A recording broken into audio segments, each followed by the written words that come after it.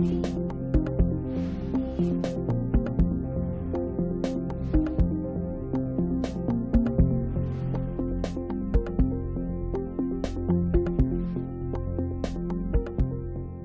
nombre de Dios y la patria se abre la sesión. ¿Cuándo? Sí.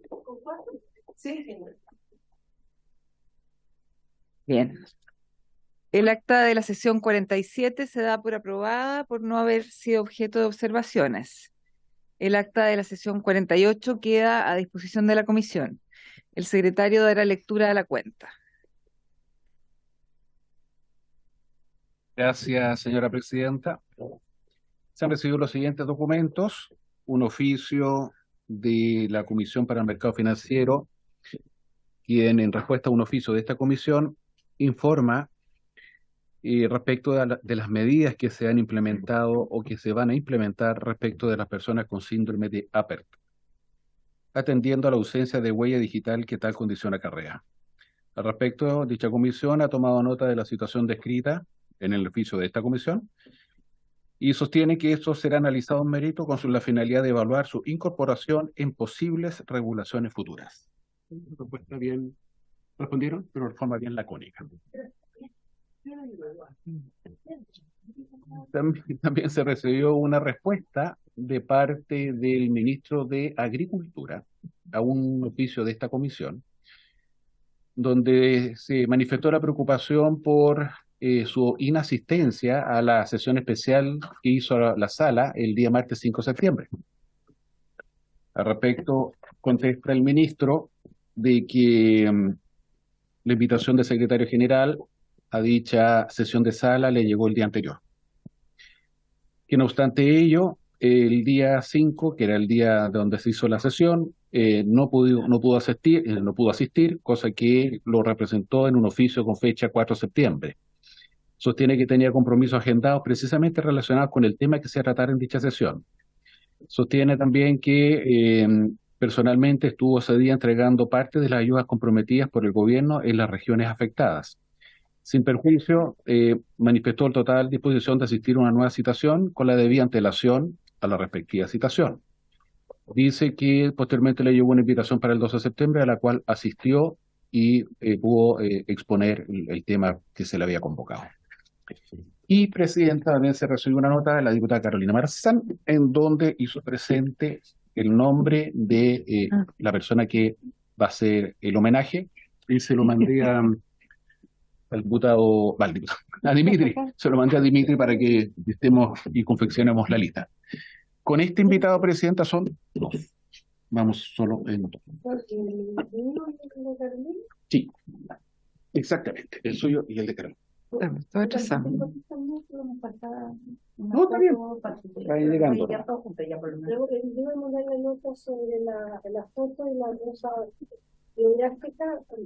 Perfecto.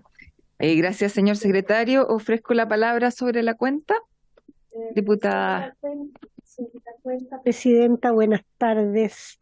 Yo voy a mandar los datos biográficos y la fotografía del invitado que pedí dentro de los próximos 10 días para que esté a mediados de este mes todo disponible para la comisión. Perfecto, muchas gracias, diputada. Bueno, hacemos extensivo el llamado a todos los diputados que por favor entreguen entonces el nombre y valorar que ya la diputada Marzán y la diputada Bulnes parece que son las que están más avanzadas en el tema, pero de verdad tenemos que ponernos las pilas en entregar la información. ¿Alguna otra palabra sobre la cuenta? ¿No? Bien. ¿Asuntos varios? Perfecto. Diputada Marzán, entonces primero, después diputada Pérez. Muchas gracias, presidenta. La saludo a usted y a todos los colegas y las colegas de la comisión. Bueno, como todos sabemos, las subcomisiones ya están trabajando con la ley presupuestaria. Yo hoy día fui a la comisión en el Senado que está viendo el tema CERVEL y lo presupuestario.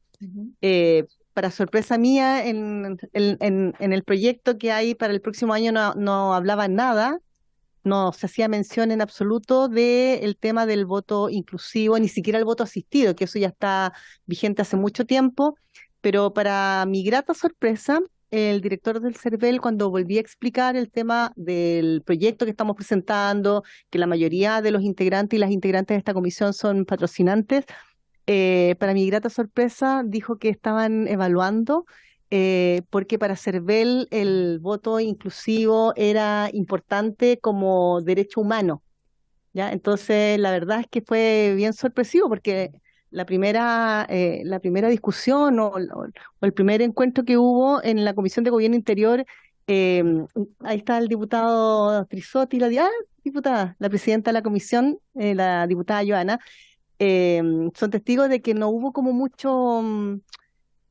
acercamiento, por decirlo de alguna manera bien diplomática. Entonces, hoy día fue una grata sorpresa escuchar que decía que sí, efectivamente, CERVEL lo estaba evaluando, que incluso quieren ver qué organizaciones los asesoren, y es un salto muy importante, sobre todo por la sorpresa que tuve cuando pude comprobar de que no, leyendo toda la minuta presupuestaria, no había nada en relación a eso. Eso por un lado.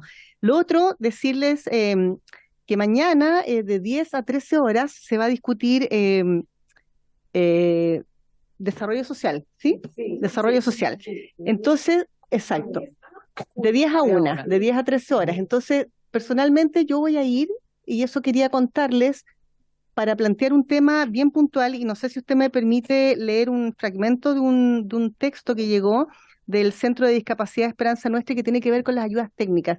Yo mañana voy a ir a comentar el tema del presupuestario con respecto a las ayudas técnicas, que es un tema que se arrastra desde hace muchísimos años, muchísimos años. Entonces, la verdad es que hay cifras que son bastante preocupantes, de temas que, insisto, se arrastran de hace muchos años, y que creo que es fundamental que estos dineros, estos recursos estén. Sabemos que las ayudas técnicas llegan muy tarde, sabemos que hay desfase. La administración anterior, el gobierno pasado, los que fuimos parte, ya venían de fases anteriores también, y eso todavía no se supera. Pero además me encuentro con la sorpresa de que yo el mensaje que tengo, que me llegó hoy día también desde la misma del Centro de Discapacidad Esperanza Nuestra, habla de fondos que estaban ya pendientes el 2021, muchas postulaciones. Imagínate, en la última, estoy hablando del inadmisible del 2020, cuya última convocatoria fueron más de 14.000 personas, ingresaron postulaciones y solamente 5.000 fueron declaradas admisibles. O sea, sabiendo la realidad tremenda, cuando nosotros relatamos que las ayudas técnicas llegan, de repente el cuerpo ha crecido, por ejemplo, cuando es tema de una extremidad inferior o superior, en fin, los ajustes, lo delicado que es la calidad.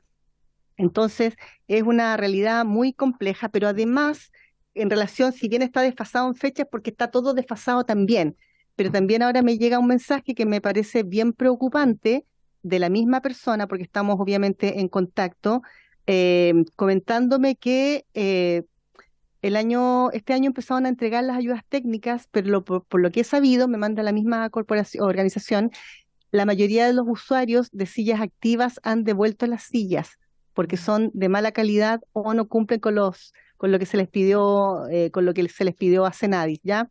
Entonces, se supone que para entregar una silla tiene que evaluar un médico, después un kinesiólogo, para que esta sea la medida del usuario, y no ha pasado. Al parecer están entregando cualquier silla. Entonces yo creo que es un tema muy delicado que podríamos revisar, pero además, insisto que hay un desfase, pero yo mañana voy a ir a poner el punto. Entonces, qué bueno si vamos más diputados y diputadas a hablar específicamente sobre las ayudas técnicas, por esta razón y por todo lo que existe en relación a las personas con discapacidad de todos los grupos etarios. Muchas gracias, Cristiana. diputada. Muchas gracias, diputada Marzán. Sí, me parece que ojalá la mayoría de esta comisión pudiera ir mañana. porque en esta comisión tenemos muchos temas que requieren recursos. Si bien hay dos buenas noticias, que estuve viendo el presupuesto, y hay presupuesto asignado para el tema de cuidadores, del tema de cuidados. Se aumenta un 25% el presupuesto de Senadis para ese ítem, y también hay un aumento de un 17% en el tema de Senama, para los ELIAM. Eh, a ver, tampoco es todo el recurso que necesitamos, pero por lo menos se ve una motivación clara de tratar de mejorar esa partida. Pero sí hay una baja en el presupuesto del Ministerio de Desarrollo Social en más de un 5%. Entonces yo creo que es importante, como son tantas partidas y son tantos temas, que ojalá a lo mejor nos pudiéramos dividir, o pudiéramos ser varios los que vayamos allá a ver los puntos, dónde están habiendo las disminuciones. Porque el otro día, incluso, además de las ayudas técnicas que son vitales, también estábamos viendo que había presupuesto, de la partida de los adultos mayores, que le habían retirado recursos en la época de la emergencia. Exacto, del Fondo de Adulto Mayor. Entonces no se devolvieron. Entonces yo creo que hay varios temas ahí que deberíamos estar nosotros viendo, diputada. Presidenta, gracias. En relación a eso, nosotros tuvimos como bancada reunión con el ministro Marcel y le planteé, bueno, cada uno siempre plantea sus temáticas, y yo ahí le planteé la inquietud de esos fondos que se retiraron por temas de emergencia, del sur, pero lo importante es que se repongan esos fondos por lo que necesitan las personas adultas mayores y lo vital que es en esta época de poder reunirse y poder realizar las actividades como parte de un trabajo natural, integral, de salud mental, física, emocional, en fin, y también explicando que, claro, uno puede entender que en tiempos de pandemia quizás esos de recursos, porque estábamos todos encerrados, no se iban a usar y se usaron para los fines netamente pandémicos, pero hoy día las personas ya están en ejercicio, y sobre todo porque los adultos mayores, las personas adultas mayores, necesitan mucho reencontrarse en espacios sanos, de actividades, digamos, que ellos mismos elaboran y desarrollan finalmente. Entonces el ministro está en conocimiento de eso, así que también es importante que mañana pongamos el punto sobre esa recuperación de recursos. Gracias, ministro. Muchas gracias, diputada Marzán. Me había pedido la palabra la diputada Pérez, la diputada Marlene también. Sí. La diputada Pérez, la diputada Giovanna, y después sí, las dos son Pérez. Somos dos Pérez y Pérez, de Bio además. Muy bien. Presidente, y saludar a los colegas y las colegas también. Ustedes han estado viendo justamente lo que también nos llama la atención. Nosotros participamos en la región con una red de cuidadoras y cuidadores, y lamentablemente hace poco se dio un suicidio, ¿ya? Y nos reclaman y nos sacuden, porque ¿de qué sirve que nosotros reconozcamos en los proyectos de ley si eso no se ve implementado realmente en una política pública real, efectiva, con recursos, la ley de presupuesto, con programas, con acciones claras y concretas? Entonces creo que hay un poco de frustración, y me sumo a esa frustración de muchas organizaciones, porque por más que queremos, no depende solo de nosotros, depende de la institucionalidad y de las acciones. Entonces, a mí me gustaría, si usted lo tiene bien, yo sé que tenemos varios temas en tabla, pero que pudiéramos invitar al Ejecutivo, a la ministra de Desarrollo Social, o si es necesario de IPRES, que nos venga a contar cuánta plata hay para acciones, para programas concretos en materia de cuidadores y cuidadoras, para personas con dependencia severa. Yo creo que hay que separar, porque no es la misma realidad, sin perjuicio que nos gustaría abordar a todos, pero no es lo mismo una persona con dependencia severa que lo lleva a tomar una decisión de cortar su vida, ¿ya? Y terminar su vida y dejar además a una persona quizás muchas veces desamparada por la urgencia y un poco aquello. Entonces me gustaría que nos pudieran venir a exponer acá cómo vamos en la política de cuidadores, algo que iniciamos nosotros desde la gestión pasada, que el gobierno en su minuto recogió. Uno podrá criticar, pero había un estipendio. Y hoy día, ¿cómo estamos? ¿Qué programas nuevos vienen?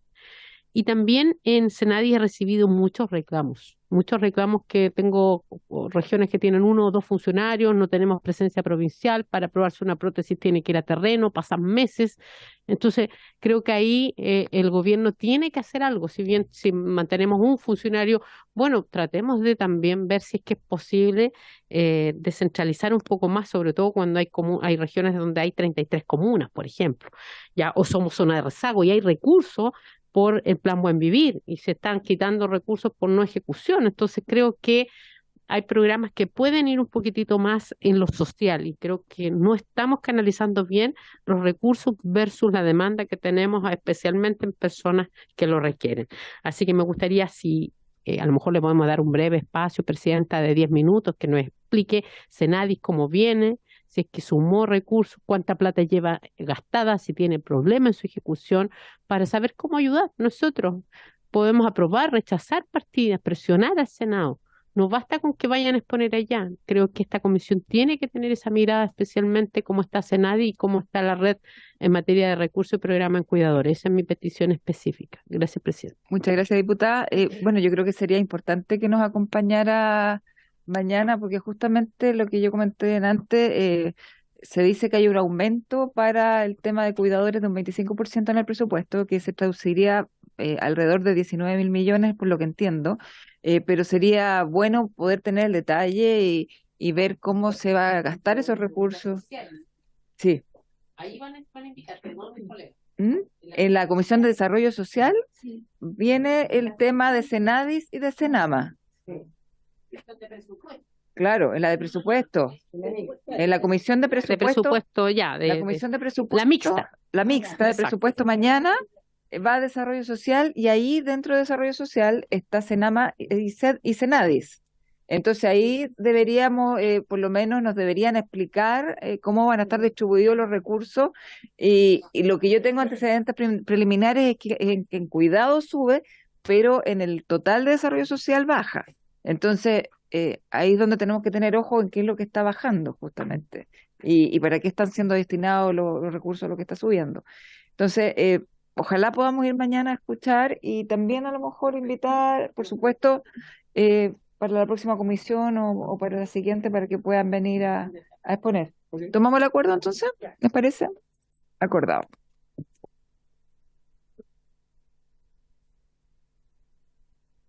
Diputada Marlene. Gracias, Presidenta. Bueno, en la misma línea de la diputada Pérez, que también es del Biobío, mencionarle que yo he trabajado desde el inicio con cuidadoras y me preocupa mucho escucharle a usted mencionar que viene un aumento considerable, ¿verdad? Para cuidadoras en este presupuesto y con las personas que me he reunido en estas últimas semanas están muy preocupadas porque de partida en la Cámara de Diputados yo presenté un proyecto que es un proyecto de resolución, evidentemente, porque requiere recursos, para aumentar el estipendio.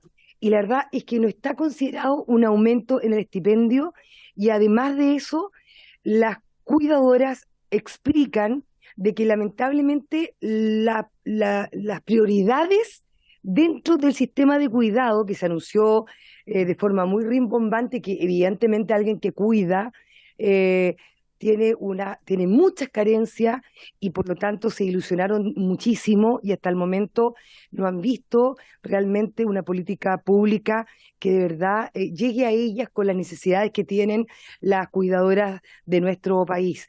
Entonces, nosotros hemos tenido en la Comisión de Desarrollo Social a cuidadoras. La próxima semana va a estar la ministra, la invitamos para que nos explique en qué van a priorizar. Entendemos que el sistema de cuidado es muy amplio, pero ¿cuáles van a ser sus prioridades? ¿En qué se van a enfocar? Porque hoy día estamos viendo mucha frustración en las cuidadoras y cuidadores de nuestro país por este anuncio que se dijo que iba a haber un sistema nacional de cuidado. Nosotros entendemos que los recursos también, no puede ser que se cambie todo de la noche a la mañana, pero el estipendio evidentemente es una necesidad real para las cuidadoras y cuidadores y hoy día en esta ley de presupuesto yo tengo acá y lo he revisado con mucha detención, cuáles son las prioridades. Como digo, la ministra lo va a ir a explicar a la comisión el día lunes, pero es importante saber cuáles van a ser los focos, que no se olviden del estipendio y también el programa de respiro, que este programa es el que más valora a las cuidadoras porque es un programa muy valorado, pero son muy pocas las personas que hoy día tienen acceso a este programa de respiro. Entonces, bueno, mañana evidentemente voy a estar en esta comisión mixta para saber y para que también pues le podamos explicar a las cuidadoras y cuidadores que hoy día lamentablemente ven que se hizo un gran anuncio, pero ellas concretamente no han tenido una real ayuda como la que necesitan, producto de todo lo que viven a diario, cuidando, ¿verdad?, a sus familiares. Hay personas que postergan su vida, a sus hijos de niños, de bebés que los cuidan. Entonces es un tema muy sensible y qué bueno que hoy día lo podamos abordar acá y hacer ese llamado a que ojalá todos sumemos fuerza para que de verdad podamos pedir más recursos y que se prioricen en donde realmente las cuidadoras puedan ver un beneficio a sus necesidades. Eso es lo que a mí más me interesa. Y bueno, mañana vamos a tener tiempo en la comisión y el lunes en la sesión de desarrollo social, en donde va a estar la ministra y nos va a explicar con detención, para quienes les interese, cuáles van a ser los focos de este presupuesto de desarrollo social que, como bien lo hizo usted, Presidenta, bajó. Y la verdad es que es preocupante porque hoy día hay tantos temas que tenemos que abordar que sabemos que va a ser insuficiente. Solo eso. Muchas gracias, Presidenta. Muchas gracias, diputada Pérez. Usted dijo que el día lunes es desarrollo Sí. social. ¿A qué hora? El lunes a las 3 de la tarde ¿Ya? vamos a estar en desarrollo social con la ministra, que nos va a Es que explicar a lo mejor podríamos ir, o sea, o podrían invitar a los diputados de esta comisión, o podríamos sesionar conjuntamente. sería maravilloso para así que y además La para que la Marlene. ministra tampoco tenga que estar en ambas comisiones, porque Claro. realmente como que está Daniel, ¿Es factible? Es que tenemos que pedir repetimos autorización al varios, comité por po. el cambio de horario. No estamos cambiando el horario fijado, ¿verdad? O sea, no, es sumarnos nosotros a la de las 3 de la tarde del día lunes. Sí, los parlamentarios pueden asistir, pero como sesión conjunta, en donde donde habría una sesión ordinaria para desarrollo social y para personas mayores, esa parte es la que no podemos ejecutar. No, es la sesión de ellos de los días lunes. Yo lo dejo el lunes a las 3 de la tarde. Micrófono. ¿Cómo se hace? Lunes a Por las eso le 3 de la estoy tarde. preguntando si, y si no podríamos pedir Pero el lunes. No. autorización. Claro, Sí, tener autorización. Igual que las sesiones de las Es que sería ideal porque sí, pues porque sería ideal porque las dudas que tiene, porque mañana la comisión mixta creo que no vamos a poder solucionar todas las dudas ni nos van a responder todas las inquietudes que tenemos. Y además, claro, si estamos todas las dos comisiones conjuntas, yo creo que Sería súper podemos bueno. obtener mejores resultados. ¿Les parece entonces que tomemos A mí me parece espectacular. vamos a tomar sí. decisión entonces para consultar si podemos, si Sí, podemos sesionar conjuntamente? sí, Ya. ya. Unanimidad. Aprovechando que la ministra viene. Sí, el lunes. Sí. ¿No? Diputada Marcela. Un punto que lo quiero dejar que es preocupante. Desgraciadamente las subcomisiones son, o sea, no sé si desgraciadamente, pero son en horario de sesión nuestra. Sí. Entonces hoy día yo estaba CERVEL y leo un WhatsApp que dicen fracasó la sesión de la sala y obviamente por eso nos cobran multa. Yo ya dije bueno, no me queda otra, estaba ahí ya. Si cobran multa, fracasó 2 veces porque se suspendió, perdón. Se suspendió. No, perdón, se suspendió en 2 ocasiones. Ahora, yo tengo entendido que pasan multa, bueno, independiente de que así no fuera, pero me preocupa porque estamos nosotros en comisión, yo cuando me enteré, me llegó por WhatsApp, lo pongo en conocimiento igual para todos, porque nosotros no estamos perdiendo tiempo, estamos Trabajando. literalmente trabajando, estamos en subcomisiones y estamos también luchando en el fondo por el tema presupuestario que a cada uno nos preocupa o nos motiva. Entonces, lo quiero dejar como instalado porque así como hay comisiones que se ponen para que se sepa que no hay quórum en la sala, yo creo que también es importante porque a veces somos nosotros mismos los que delatamos, entre comillas, esa falta de quórum, pero estamos literalmente en comisiones defendiendo temas que son no nuestros, sino que de la comunidad, ¿ya? Para dejarlo ahí como un punto de preocupación.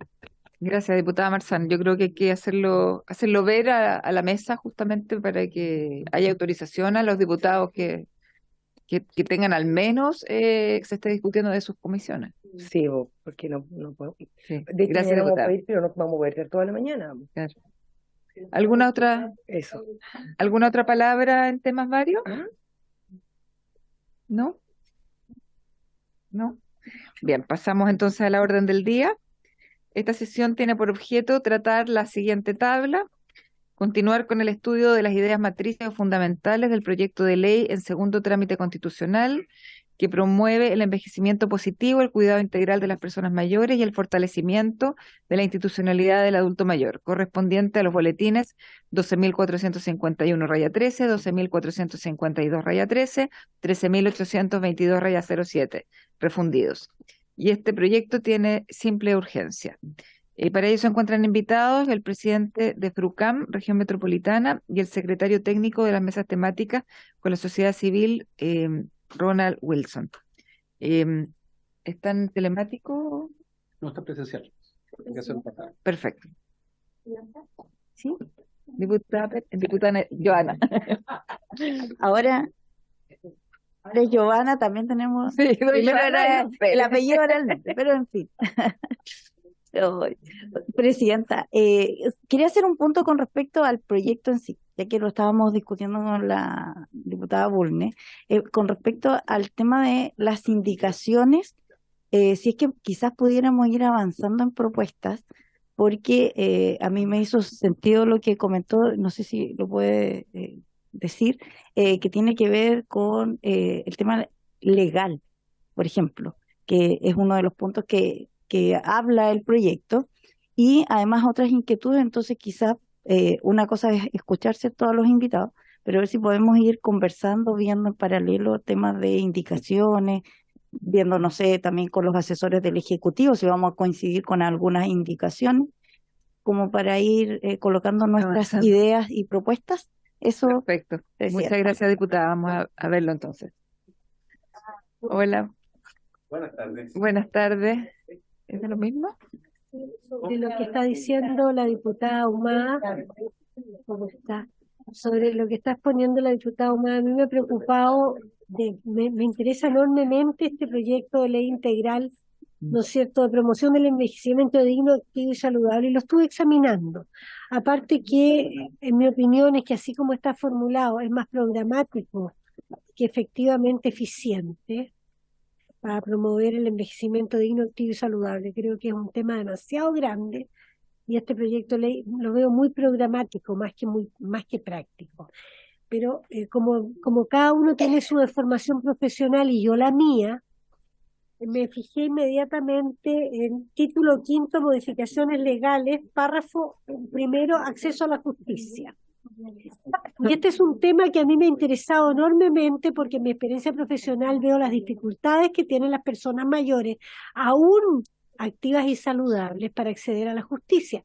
Y lo único que encuentro es párrafo primero, modificaciones legales a la ley 19.968 que crea los tribunales de familia, y cambia la palabra adulto mayor por personas mayores. Sinceramente, no veo que eso asegure ningún tipo de acceso a la justicia, ninguna igualdad ante la ley, ninguna igualdad ante los tribunales de justicia.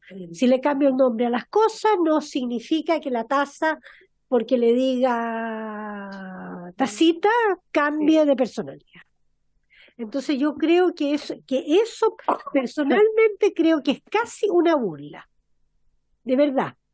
Como persona mayor y como abogada encuentro que es una burla. Me da lo mismo que me digan adulta mayor o persona mayor mientras no me digan vieja tal por cual. Entonces el tema es que a mí me interesaría enormemente en este en este párrafo poder introducir verdaderas modificaciones que aseguren un acceso a la justicia a las personas mayores en los términos de que eso está establecido en los tratados internacionales suscritos por Chile y aprobados por este Congreso y que por lo tanto son ley y están integrados en nuestro sistema jurídico. Entonces, yo en este sentido no sé por ignorancia, lo digo claramente, si podemos ingresar en este párrafo de acceso a la justicia como indicación el proyecto de ley que yo presenté para asegurar un acceso más expedito a la justicia y concretamente a los tribunales civiles y también puede ser al resto de los tribunales, digamos, de las personas mayores con una preferencia en la vista de sus causas, en el fallo de sus causas y con un procedimiento adecuado a la celeridad que requieren las personas mayores. Es un proyecto que está en esta comisión, que tiene informe de la Corte Suprema y que pudiéramos ingresarlo como indicación. Yo estoy perfectamente dispuesta a ingresarlo como indicación, pero no sé si se puede y por lo tanto quiero preguntarlo, porque a mí me interesa que el acceso a la justicia, porque la verdad es que el derecho de acceso a la justicia, cuando se discutió la Declaración Universal de Derechos Humanos, el profesor René Cassin, que era un distinguidísimo internacionalista y profesor, planteó que el derecho de acceso a la justicia es el derecho a la acción y es en definitiva el derecho a la justicia, porque todos sabemos que si tenemos derecho y no tenemos acción, es como si no tuviéramos derecho. Si no tenemos la protección legal de nuestros derechos, no la tenemos. Entonces, el acceso a la justicia es para mí, aparte que fue mi tesis de grado, en la que realmente me fue muy bien, gracias a Dios. Pero quiero decir, es un tema que realmente es trascendente. Ustedes me van a perdonar, pero he tenido, durante mi ejercicio profesional, tuve más de una persona que se murió esperando su fallo. Entonces, no es agradable tener que lidiar con los herederos muchas veces, cuando la persona es la que tenía derecho a recibir justicia. Diputada, a ver, hay dos vías. Una, por supuesto que puede presentarlo de manera como indicaciones, pero si esto arroga presupuesto, si no arroga presupuesto, entonces vía indicaciones, porque si arrogara presupuesto, tendríamos que hablarlo con el Ejecutivo, a lo mejor invitar al Ejecutivo, al Ministro de Justicia, al Ministro de Hacienda, a esta mesa y tratar en el fondo de que exista patrocinio. A juicio mío, ahorra plata a todo el mundo. ¿Para qué le voy a decir? Ahorra plata a la justicia porque es menos trabajo para el Poder Judicial. Ahorra plata a los litigantes. Yo no veo que sea gasto para nadie. Sí, pero ¿cuál influye en materia financiera o presupuestaria? A ver, secretario, si nos puede... Son cuestiones procesales. No irroga presupuesto. No. Y la Corte Suprema lo informó bien. No, entonces está bien. Sí, tiene informe. Mi proyecto tiene informe. Sí, entonces lo puede ingresar como indicación, no hay problema. El artículo 19 va a ser bien raro cómo va a salir, pero bueno. Gracias, diputada. Bueno, damos la bienvenida al presidente de FRUCAM, don Ciro Herba Coloma. Buenas tardes, muchas gracias por acompañarnos. Don Enrique Ahumada Fuentes. Muy buenas tardes. Y don José Rubén Cortés. ¿Cómo está? Tome asiento, por favor. O allá al lado de él. Sí. Muy bien, entonces, bienvenidos y le cedo la palabra.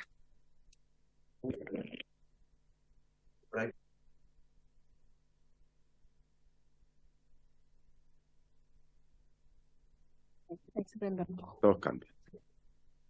Ya. ¿Por ahí? ¿Por ahí está bien? Sí. Buenas tardes. La nuestra va a ser una presentación bien breve, en honor al tiempo y a lo que nos dijeron, ¿no? Esperamos que sea lo bastante clara. Tenemos un documento que lo vamos a dejar en poder de ustedes, para que ahí está nuestra propuesta extendida. Primero que todo, agradecerle el espacio porque pensamos y creemos no equivocarnos que esta es una instancia histórica. porque aquí, reitero, valga la redundancia, históricamente siempre la temática de las personas mayores han venido a hablar personas que no son realmente auténticas dirigentes sociales de lo que pasa en los territorios, de las bases. Respetamos mucho los profesionales, los académicos y todo ese mundo que se mueve en torno a las personas mayores, de fundaciones, de universidades, etcétera, etcétera.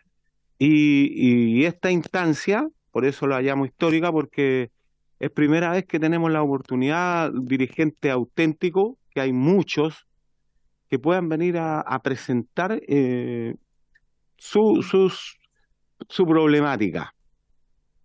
Así que, dado eso, paso a presentar. Nosotros, señora presidenta, saludamos atentamente a usted y por su intermedio a las y a los miembros de esta comisión.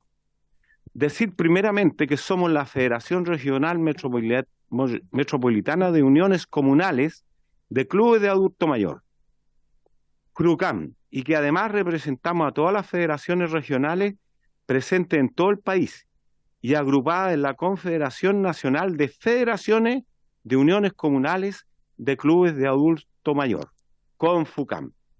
Si ustedes gustan, le hago la aclaración de la conformación, si no, lo dejamos hasta ahí. Ya, les cuento. Ustedes, más unos que otras u otros, conocen los clubes de adultos mayores, ¿no es cierto?, que proliferan en las diferentes comunas. Esos clubes de adulto mayor, por inquietudes propias o por inquietudes de terceros, fueron creando las uniones comunales, que obviamente aglomerar la mayor cantidad de clubes posible de la comuna, obviamente con la supervisión de la municipalidad. Se hicieron las uniones comunales con sus personalidades jurídicas como corresponde, tanto los clubes como las uniones comunales. Y la escala siguió hacia arriba y esas uniones comunales formaron la Federación de Uniones Comunales de las regiones, en este caso de la región metropolitana, que es la que representamos. Le dio vida a la FRUCAM.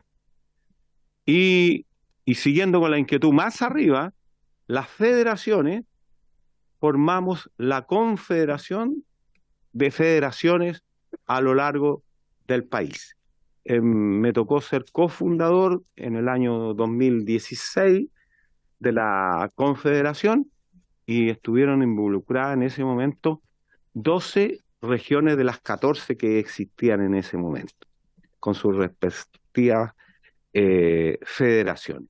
Así que por eso les digo que no digo que es el organismo más grande de personas mayores, porque hay muchos y unos se pueden arrogar que este es mejor, que este es peor, pero nosotros somos eso, estructurados desde la base y con una autenticidad legítima, porque ustedes bien saben, tenemos la exigencia de hacer elecciones, supervisado por el Ministerio de Justicia, las municipalidades, para obtener su personalidad jurídica y tener un funcionamiento ordenado y consecuente.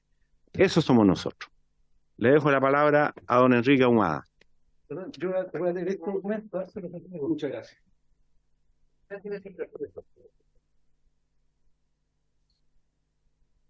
¿Escuchamos ahí? ¿Se escucha bien? ¿Sí? Ya. Bueno, dicho lo anterior por el presidente Ciro Elba, analizaremos a grosso modo el PDL en comento. Es una realidad que las personas mayores no somos vulnerables por definición, sino que somos y hemos sido sistemáticamente vulnerados en nuestros derechos, tanto por el Estado como por la sociedad toda. Y eso nos ha convertido en vulnerables, lo cual ha repercutido indudablemente en nuestras vidas. Sin duda que mayoritariamente socias y socios de los clubes que conforman nuestras bases llevan una vida miserable producto de las pensiones misérrimas que percibimos. Entonces, el nombre del PDL debe comenzar diciendo que es una ley de los derechos humanos de las personas mayores. Que todos sepamos que nuestros derechos están resguardados por esta ley. Además, para ello, se deben incluir los 27 artículos de la Convención Interamericana sobre la Protección de los Derechos Humanos de las Personas Mayores. tratado internacional suscrito por Chile y que debido a las innumerables brechas que tiene, aún no se ha podido invocar en el país. Sin duda que la Subsecretaría de Derechos Humanos del Ministerio de Justicia algo nos puede decir al respecto, puesto que es el Estado el que debe dilucidar y despejar las brechas existentes. Sugerimos les inviten, dado que tenemos la confianza en que todos ustedes están aquí para sacar una excelente ley que proteja los derechos humanos de nosotros los mayores. Podríamos en este momento agregar varios puntos del proyecto que creemos que deben corregirse, cuestión que haremos más adelante cuando se puedan ingresar las indicaciones correspondientes. Otro punto importante para nosotros, perdón, era suyo. Por eso se lo había marcado. Ya. Seguimos. Otro punto importante para nosotros, los casi 4 millones de personas mayores, tiene que ver con una defensa. Ah, perdón. ¿Ahí? ¿Me escuchan ahí? El otro la apaga. Apaga. Ya, la poca costumbre, este manejo. Otro punto importante para nosotros, los casi 4 millones de personas mayores, tiene que ver con una defensoría para cuando se vulneren nuestros derechos. Cuestión que es mucho más frecuente de lo que ustedes se imaginan. Senama tiene entre sus propósitos la figura de ser juez y parte, por ser un funcionario público contratado por este servicio. Esto nos referimos aquí al defensor mayor, figura que no nos sirve para nada por cuanto no puede ser juez y parte. Entonces esta institución sería la que tuviese la representación de la persona mayor y puede ocurrir que pierda el juicio, lo cual acarrearía que debiese pagar las costas y lo más seguro es que el defendido, persona mayor, tuviese que cargar con los costos. Sabemos además que Senama no respeta los derechos de las personas mayores, como ocurrió este año, cuando dejó sin poder participar del Fondo Social a muchos clubes al exigirles que presentaran sus proyectos online, sin tomar en consideración la gran ignorancia tecnológica que tenemos, o que incluso muchos hogares de personas mayores ni siquiera tienen computador. Recordamos perfectamente que ustedes lograron que la sala de esta corporación votara unánimemente 129 votos de diputados presentes en la sala, el proyecto de resolución para que el Ejecutivo patrocine la creación de una defensoría, cuestión que no ha merecido respuesta hasta donde sabemos. En todo caso, estamos convencidos que requerimos de una defensoría que cautele nuestros derechos, haciendo exigible la Convención Interamericana. Adelante, compañero. Apago. Nos preocupa sobremanera la institucionalidad que propone este PDL. Senama es una institución muy débil. Su principal actividad de su creación ha sido la cooptación de las personas mayores en beneficio del gobierno de turno. En general, su gran labor es administrar el fondo concursable. No ha educado suficientemente a los mayores, en especial en lo que hizo relación con las nuevas tecnologías de comunicación. Ha permitido e incluso incentivado que las organizaciones se conviertan en verdaderos cotos de caza de votos en tiempos de campaña. No ha colaborado en absoluto en lograr que la convención se pueda utilizar cuando se requiera. Para que esta sea una ley integral, nosotros proponemos que el día a día de las personas mayores sea atendido en los respectivos territorios por las gobernaciones regionales, por las gobernaciones provinciales y muy especialmente por las municipalidades. Estas tres entes están fuera de este proyecto de ley, eso supongo que ya lo tienen más o menos claro. Los problemas de Senama son de gestión. Necesitamos contar con más centros diurnos, con más viviendas tuteladas. Necesitamos que las personas mayores sean educadas en las nuevas tecnologías, que aprendamos a ingresar a Zoom, por ejemplo, para participar de alguna capacitación o algún curso para una correcta utilización del celular, por ejemplo. Internet nos abre un mundo sin límites. En ningún caso proponemos que Senama se termine, todo lo contrario. Creemos que puede volver a los orígenes de la creación de la ley 19.828 y servir como coordinación de los diferentes ministerios e instituciones del Estado, sin olvidar a los privados, que de una u otra manera que se relacionan con las problemáticas de las personas mayores y diseñen nuevas políticas públicas, programas que vayan en beneficio de nuestro rango etario, que tengan injerencia en la supervisión de los CELEAM, tanto del Estado como particulares y clandestinos, los cuales son una realidad que se debe fiscalizar y legalizar, sin olvidar que el Ejecutivo propone la creación de una ley nacional de envejecimiento, eso abarca a toda la sociedad, y designa a CENAMA como su redactora. Además de incentivar paseo, también se pueden incentivar actividades que señalamos. Propondremos indicaciones tendientes a mejorar sustancialmente la participación, que no sea una palabra hueca, sino que tenga un sentido estricto, participativo, que sea vinculante e incidente. Nuestros próximos pasos serán preparar las indicaciones al proyecto de ley. Seguramente requeriremos de ayuda y estamos seguros que no nos faltarán parlamentarios dispuestos a colaborar, como algunos ya nos lo han manifestado.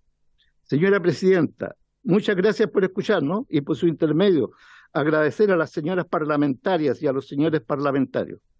Eso sería todo nuestra participación. Muchas gracias por Quedamos a su disposición para alguna duda, alguna consulta que nos puedan hacer. Por supuesto, muchas gracias por su exposición. Bueno, hay muchos puntos de los que ustedes comentan que nosotros también lo hemos vivido en nuestro distrito. Por ejemplo, el tema tecnológico y cómo quedan tantos adultos mayores excluidos por no tener acceso o por no tener el conocimiento. Incluso me pasó que a algunos clubes les llegaron computadores, pero les llegaron computadores sin programa y tampoco tenían wifi. Entonces, por lo tanto, ese computador no les servía para nada. Hay un tema muy relevante con respecto a la tecnología que hoy día se está usando no solamente para postular a los fondos, sino que para muchas otras cosas, las claves únicas, muchas otras postulaciones que son vitales para los adultos mayores y que hoy día se está transformando en un real problema. Cedo la palabra para consulta, diputada Joana y después diputada Marlene. Muchas gracias, Presidenta, por su intermedio. Saludar y agradecer la exposición. Creo que quién mejor que ustedes nos pueden, ¿cierto?, retroalimentar para que este proyecto avance, reconociendo las necesidades y su mirada. Y sobre todo, cuando coincidimos en varias cosas, como bien lo dijo la Presidenta, nosotros se lo hicimos saber también a la ministra y también a la directora, ¿cierto?, de CENAMA, porque hablamos de esta digitalización que se ve también en todos los servicios. Sin embargo, ¿qué pasa cuando se cae el sistema, por ejemplo? Entonces, y además atendiendo a la realidad también de la ubicación muchas veces, que no está, ¿cierto?, el internet, la conexión. A veces puedes tener tú en una página, ¿cierto?, un lugar donde acceder, pero la conexión no existe. Entonces son realidades diferentes que ocurren en nuestro país y en base a eso es que se tiene que levantar una propuesta de ley. Y lo hicimos saber que necesitábamos que no todo fuera digitalizado, necesitamos que haya una persona siempre. No puede ser que un sistema solo se entregue a la digitalización si no necesariamente va a estar asequible a todos. Y además cuando uno requiere soluciones de alguna respuesta, que obviamente un teléfono o una página no te lo va a dar, ¿cierto? Y uno necesita poder hablarle a una persona, no a una cosa. Y eso lo hicimos presente. Creemos que hay muchas cosas que se deben mejorar, pero después de todo lo que escuchamos hoy día, creo que muchas cosas las hicimos presentes en la comisión y por supuesto hay muchas cosas. De hecho, lo estábamos conversando, el proyecto tiene muchas aristas, el tema legal, que es algo sumamente importante. Hay muchos casos donde lamentablemente muchas personas adultas mayores no son priorizadas y muchas veces, al contrario, son puestas al final de la cola y terminan, ¿cierto?, mueren esperando una respuesta y una justicia. Así es que espero que desde la comisión seamos capaces de dar respuesta a sus necesidades, incluyendo todos aquellos puntos en este proyecto. Gracias, Presidenta, y gracias a ustedes por participar. Muchas gracias, diputada Marlene. Bueno, gracias, Presidenta, y por su intermedio saludar a todos ustedes. La verdad que me da como emoción de verlos, de verlos acá. Bueno. Sí, me encanta, porque la verdad que creo que tenemos un tremendo trabajo y tenemos una tremenda responsabilidad. Hoy día estamos discutiendo un proyecto de ley que no puede quedar en palabras ni en grandes anuncios, sino que tiene que realmente verse reflejado, ¿verdad?, en el bienestar para todos ustedes. Todos sabemos que tenemos cada día más adultos mayores y que vamos a seguir teniendo una población más envejecida y tenemos que prepararnos para aquello. ¿Qué es lo que hemos hecho realmente? Hay políticas públicas que les van a permitir a los adultos mayores poder tener una buena calidad de vida. Siento que tenemos una deuda gigantesca, siento que tenemos una oportunidad maravillosa. A mí me encanta ver que en esta comisión, independiente de los colores políticos, acá trabajamos de forma transversal para poder hacer un buen trabajo para todos ustedes.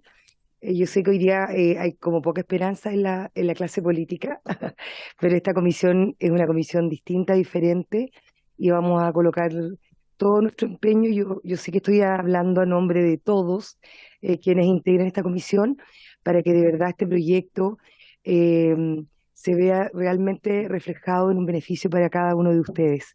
Y lo más importante mencionar respecto a lo que ustedes hablaban de la Defensoría, cuando yo llegué a la Cámara de Diputados en mi primer periodo, llegué con mucha ilusión de poder levantar esto que lo había recogido a lo largo de mi vida en las comunicaciones, como consejera regional, y que es tan necesaria una defensoría para las personas mayores.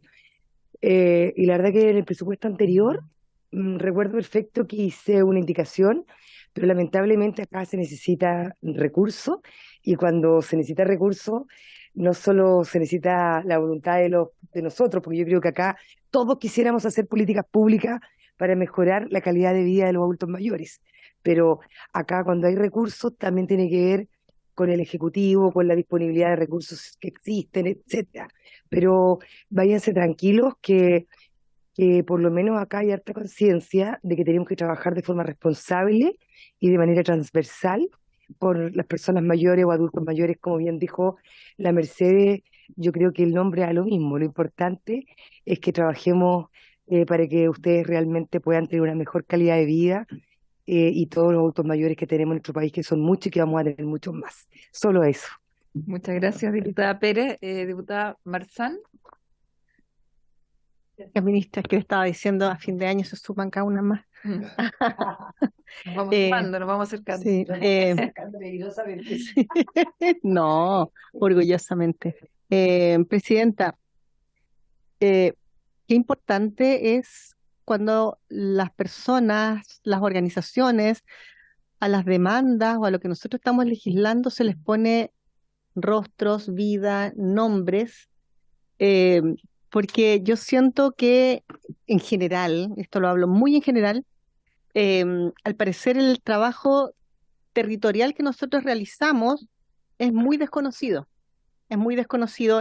y quizás voy a ser bastante monotemática con la exposición en Gobierno Interior cuando fui a exponer el tema del voto inclusivo, voto con foto, porque yo lo que más, mi fundamento más importante era que eso justamente había sido levantado desde el territorio.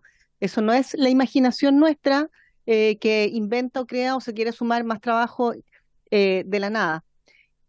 Entonces, cuando vienen las personas, las organizaciones, a hablar de sus demandas, en el fondo yo me alegro mucho y me siento muy tranquila porque en el fondo nos da la razón cuando nosotros decimos e insistimos, esto no es una demanda nuestra, es una demanda de las personas en el territorio. ¿Y por qué lo digo? Porque la semana pasada creo que fue, me pierdo un poquito los tiempos, cuando la persona, el encargado de Conecta Mayor, habló de que en un par de años más quieren avanzar a una tecnología 100% digital. Yo salté y le comenté justamente ese tema. Está bien, avanzamos hacia ese mundo, ¿ya?, de ciudadanos digitales, pero no podemos olvidar que tenemos grandes territorios que son rurales, por un lado, donde la conectividad es muy escasa, en algunos espacios nula, y también donde hay personas adultas mayores que por alguna razón tampoco tienen esa habilidad o esa accesibilidad al sistema de conectividad, como puede ser hoy día un niño, niña, adolescente que lo manejan al revés y al derecho. O sea, hoy día uno le pregunta a un niño de 5, 7, 10 años, no conocen los teléfonos, o sea, ya son parte como de museos eso. Entonces, es otra la realidad. Entonces, nosotros no podemos olvidarnos de eso. Y qué bueno que además ustedes lo pusieron como acento acá. El tema de la digitalización, que es fantástico, pero que no podemos olvidar, ni marginar, ni discriminar a un grupo muy importante de nuestra sociedad que no tiene en la realidad. Mira, y aunque de repente llegaras a tener una maravillosa antena, hay un tema también de habilidades que uno con el tiempo ya tiene la costumbre, y muchos de nosotros Y humano también. todavía Sí. usamos papel y lápiz para trabajar porque nos caracteriza más, rayamos los textos y porque son nuestra ayuda en memoria, no se le acaba la batería a una hoja, y eso es una realidad también. Entonces, insisto que son tan enriquecedoras, estos relatos son muy enriquecedores, y concuerdo plenamente con lo que están manifestando. Nosotros tenemos una tremenda oportunidad de hacer un proyecto contundente, macizo y que vaya en la línea. Bueno, y por eso también son estas invitaciones para que nos vayan entregando insumos y nos vayan diciendo ustedes por qué también, y con esto termino, cuando estábamos en plena pandemia y se hizo una mesa, y creo que esto lo he dicho en varias ocasiones, se hizo una mesa para discutir, una mesa social, digamos, para discutir el tema de cómo abordar el COVID. Yo me acuerdo que dije, ¿hay representantes de las personas adultas mayores? Sí, sí va a haber una persona no, ¿hay un adulto mayor o adulta mayor? No. Es importante, independiente de los profesionales que puedan haber en la materia, que estén las personas adultas mayores representadas con sus vivencias y su experiencia, aportando e insumando y complementando el conocimiento técnico, en fin, o de expertise que pueda tener alguien, pero esas voces no pueden quedar ausentes.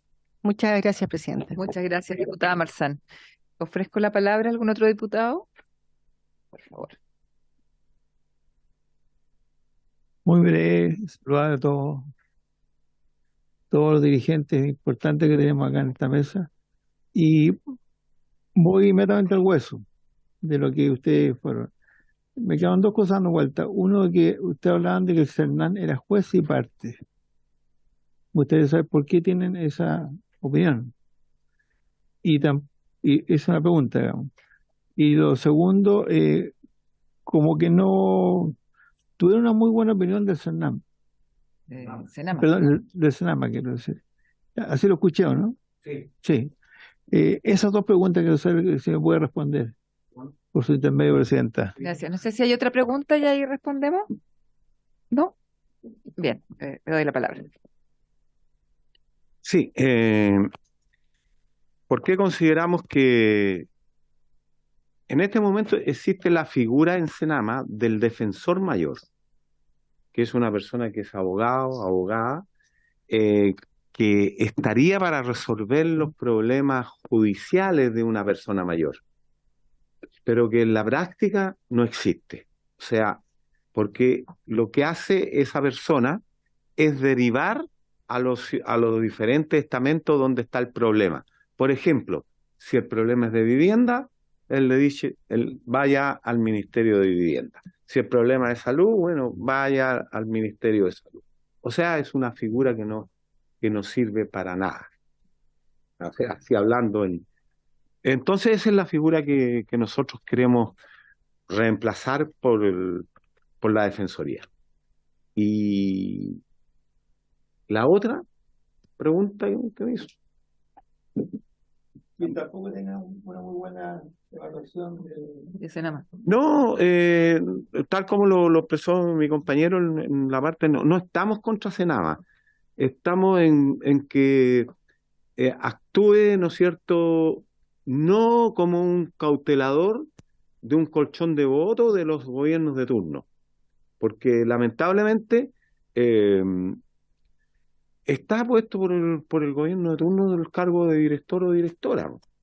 Entonces se transforma en un ente que no resuelve problemas, ya sea por falta de financiamiento, por falta de gestión, y se limita ¿a qué? A hacer una directriz de las personas mayores que se centraliza en los fondos concursables que hay cada año, ¿no es cierto?, en cual lo hacen postular a las personas a las organizaciones con su personalidad jurídica, para que postulen a diferentes proyectos, ya sea de mejoramiento de sede, y lo más que ocurre ahí es que se postula a paseo y recreación.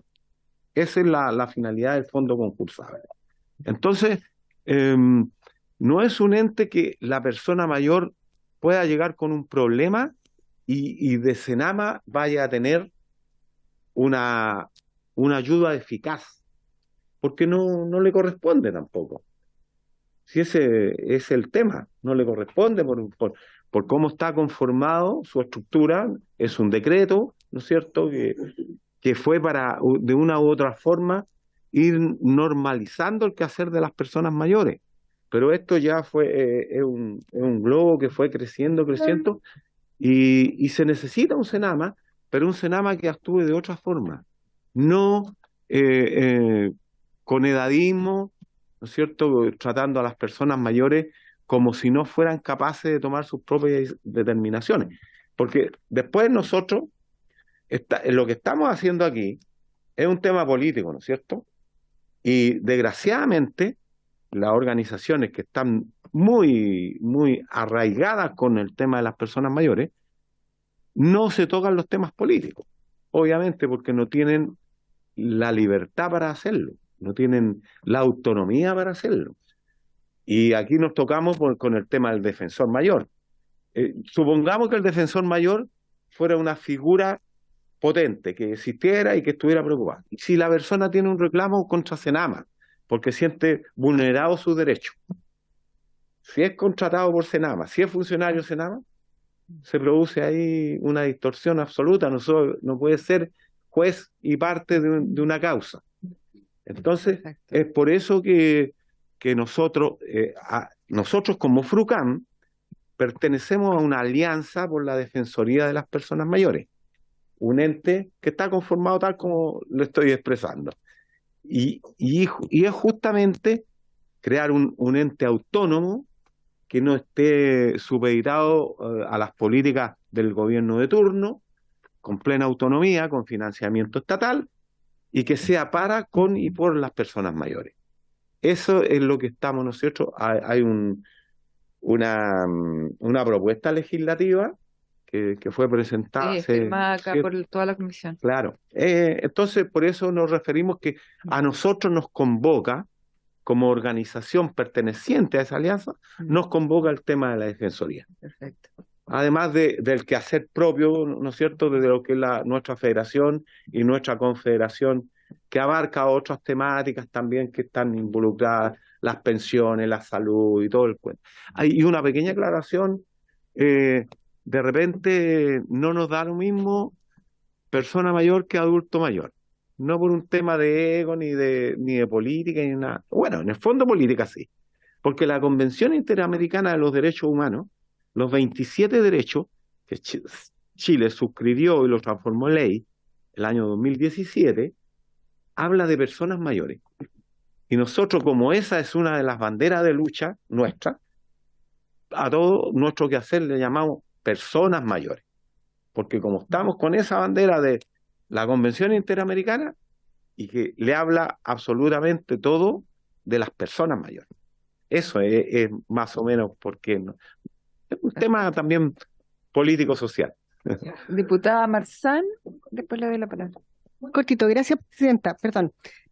Yo recuerdo que ese tema lo hablamos la administración pasada, y en relación a la convención justamente se determinó y como que tomamos el acuerdo entre nosotros también para nivelar conceptos, ideas, manera de nombrar, pero fue un tema de que lo habíamos dejado zanjado nosotros en la composición anterior. Ahora somos otras personas, pero lo hablamos ese tema justamente en relación a lo que usted comenta. Gracias, presidente. Gracias, diputada Marzán. Don Enrique. Sí. Gracias, secretario. Para ir nosotros adquiriendo cierto conocimiento de cuál es más o menos el pensamiento de esta comisión, nos gustaría saber qué opinan de la Convención Interamericana sobre la Protección de los Derechos, considerando que ya tiene 6 años desde que fue eh, firmada por la presidenta Bachelet y sus personas y sus ministros, saber cuál es la posición, porque en este momento no se ha podido operativizar en ningún lado, no ha podido funcionar. Y ya lleva 6 años y todo el mundo habla de las personas mayores y todo el mundo habla de la convención, pero no hay nada real, no hay nada concreto. ¿Ah? Entonces queremos saber cómo están ustedes con con la convención, o sea, para saber nosotros y ver si le ponemos un poco más el acento en las indicaciones, por ejemplo, para que los 27 capítulos, los 27 artículos de la convención aparezcan en la ley, porque hasta el momento yo tengo revisado así, y me he quemado harto las pestañas leyendo esto, y no hay más de 12 o 13, una cosa así, no creo que haya más, a pesar de que por ahí dijeron que había 9 realmente, pero bueno, ahí estamos. Pero vemos que hay todavía un déficit enorme, como que no hay todavía una conciencia de que la convención es el gran paraguas que tienen las personas mayores. Y ese tenemos, ustedes tienen la obligación de ponerlo en el tapete para que se pueda aprobar y se pueda utilizar. Y tengamos como defendernos de cuestiones como que, por ejemplo, los notarios de repente no quieren firmar un poder porque dicen, no, pues usted tiene que traerme un certificado médico o de un psicólogo, un psiquiatra, que diga que está apto para firmar, no sé, cualquier cosa de la notaría. Y ese es una abierta provocación a las personas mayores. Y esas son las cosas que nos gustaría saber ahora para irnos más tranquilos o intranquilos. Bien.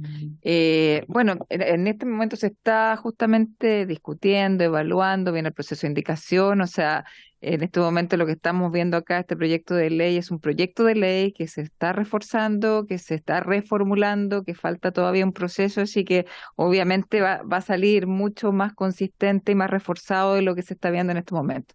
Diputada Marzán.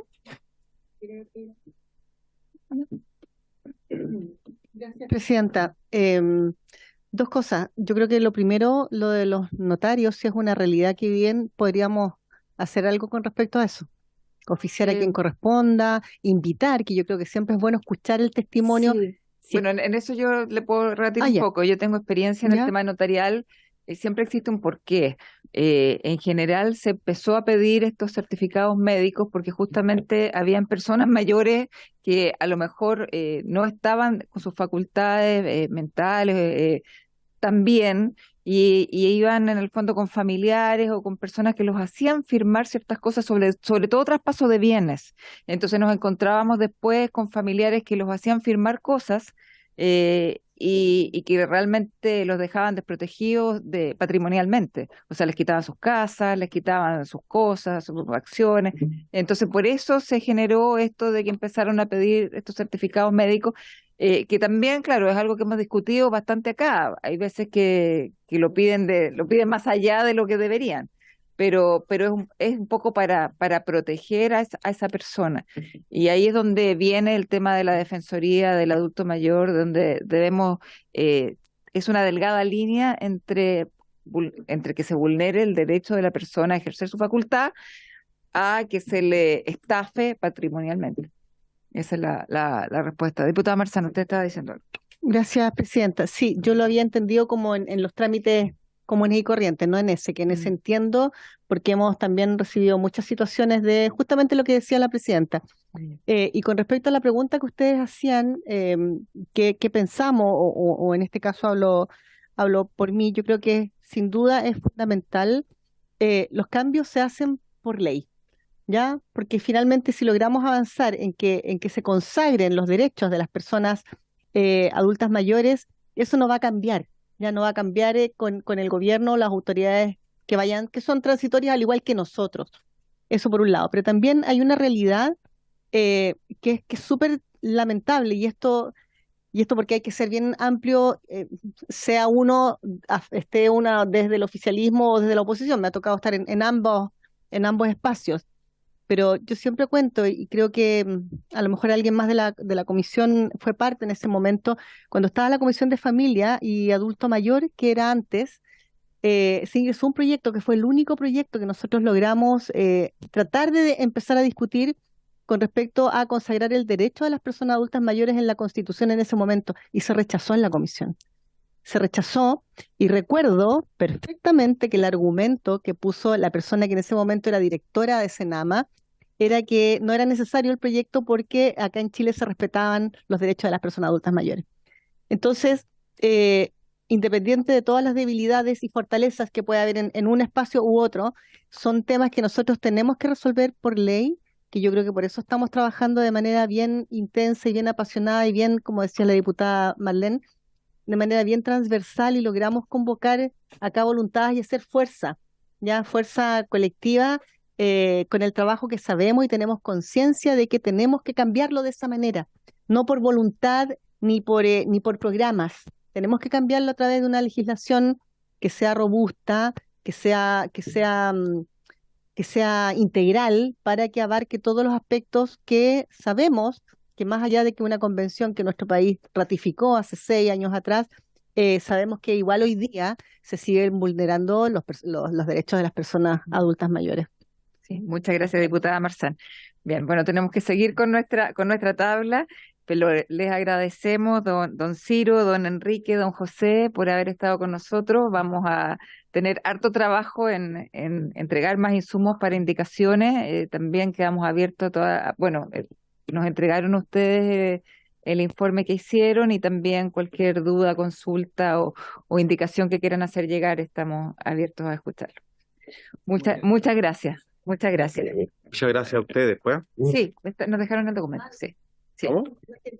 No era para que... Ah, ya. El otro... No pudo venir. No venía. ¿El subsecretario del Trabajo está? Este no le pasa porque está todo, lo tengo todo. Bien, muchas gracias. Entonces, le dejamos, vamos a suspender un minuto para que se puedan despedir los invitados.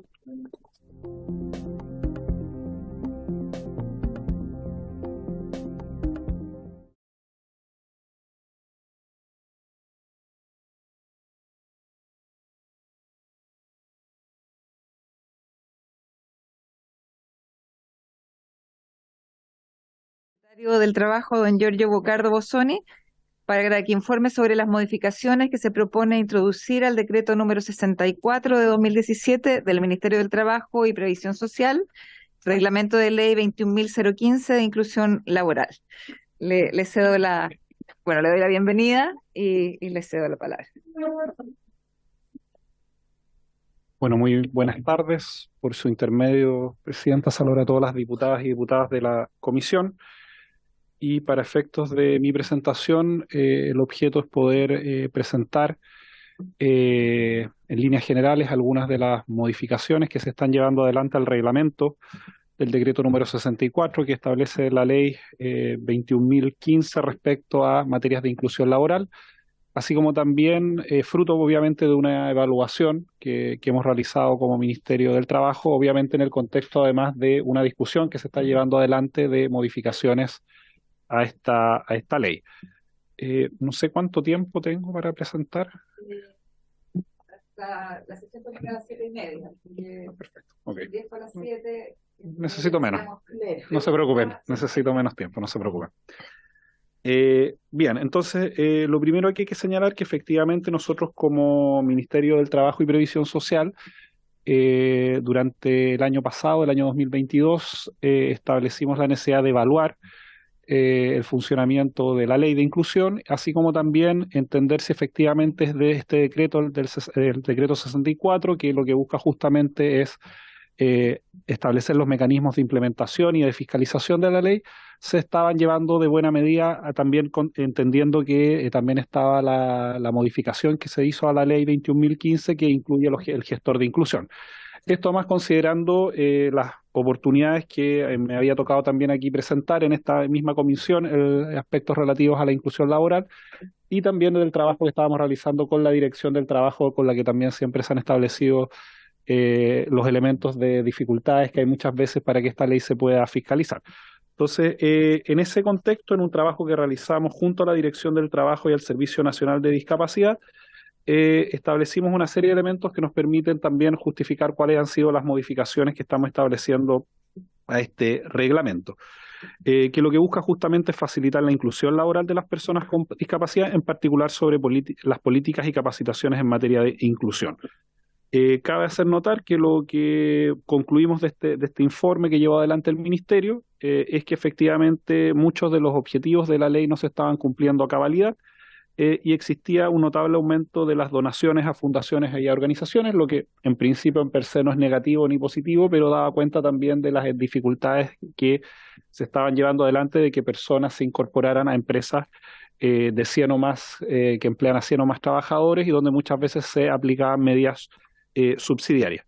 Y asimismo también era necesario hacer una modificación reglamentaria en el marco del Código del Trabajo, justamente también para dar cuenta de las modificaciones que se han hecho a esta ley.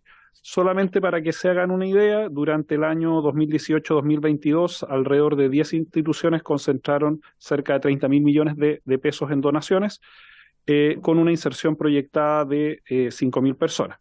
Sin embargo, al analizar el funcionamiento de la ley de inclusión, nos dábamos cuenta que en muchos casos habían problemas en la declaración efectiva que realizan las empresas a la Dirección del Trabajo, así como también ciertos mecanismos prácticos, concretos, que hacían que muchas veces se dificultara la aplicación de la ley. Entonces, lo que voy a pasar a explicar a continuación son justamente algunos principios que nos parecía necesario incorporar para, por un lado, asegurar el cumplimiento de la ley de inclusión, pero también este reglamento que no está adaptado a la ley 21.275, que justamente es la que incorpora el gestor de inclusión.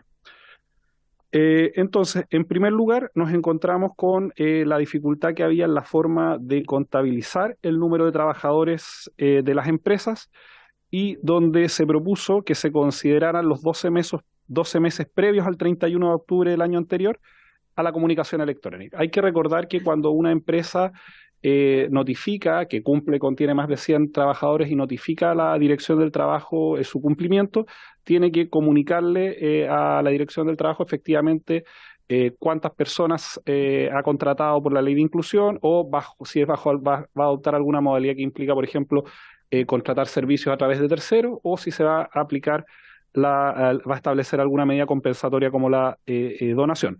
Sin embargo, lo que observábamos era que generalmente el mecanismo de estos 12 meses, que iba desde enero hasta diciembre, muchas veces hacía que las empresas no tuvieran el tiempo para poder de contabilizar desde el año anterior al mes de enero, y en segundo lugar también pasaba que no había ningún mecanismo efectivo donde, por ejemplo, si la empresa pasaba a establecer una donación, quedara establecido debidamente. Por lo tanto, la Dirección del Trabajo solo se quedaba con la información que recogía de esta declaración electrónica, pero después no tenía mecanismos para poder comprobar que efectivamente la ley se estaba cumpliendo.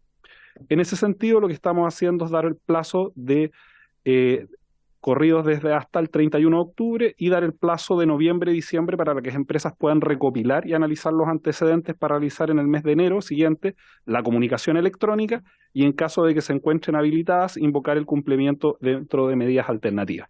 Esto además le da un par de meses a las empresas desde octubre, que es donde vamos a hacer el corte anual, hasta diciembre, para poder hacer las adecuaciones, ya sea de contratación o bien de establecer medidas alternativas.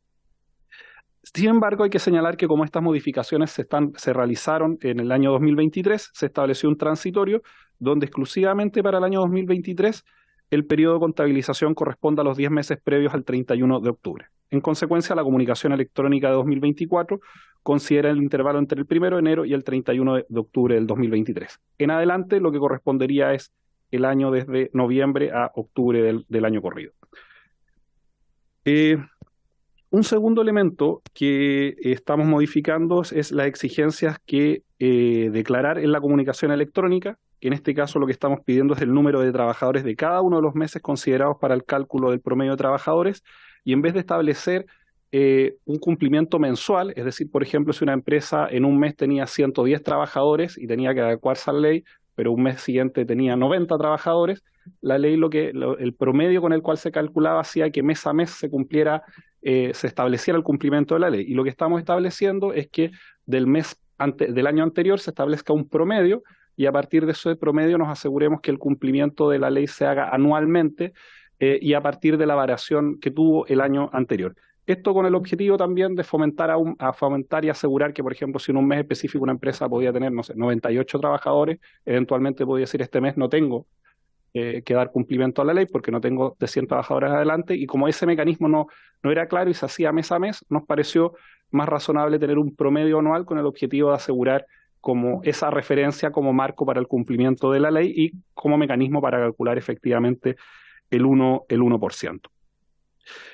Asimismo, también establecimos que en caso que corresponda, establecimos razones, en el cumplimiento de la comunicación electrónica, es justamente en enero de ese año donde se tiene que establecer, si es que se van a establecer medidas subsidiarias, y también profundizamos en lo que se conoce las razones fundadas, es decir, las razones por las cuales una empresa se acogería a un mecanismo alternativo a la contratación de personas con discapacidad.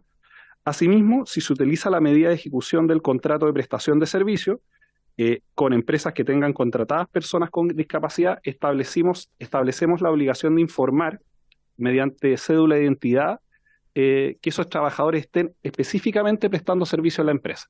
¿Por qué realizamos esto? Porque podía ocurrir que una empresa, por ejemplo, externalizaba, por ejemplo, el servicio de limpieza, de aseo u otro, y la empresa contratista podía tener personas que tuvieran discapacidad, pero no necesariamente teníamos un mecanismo que asegurara que esa persona estuviera trabajando en la empresa que tiene que cumplir la ley.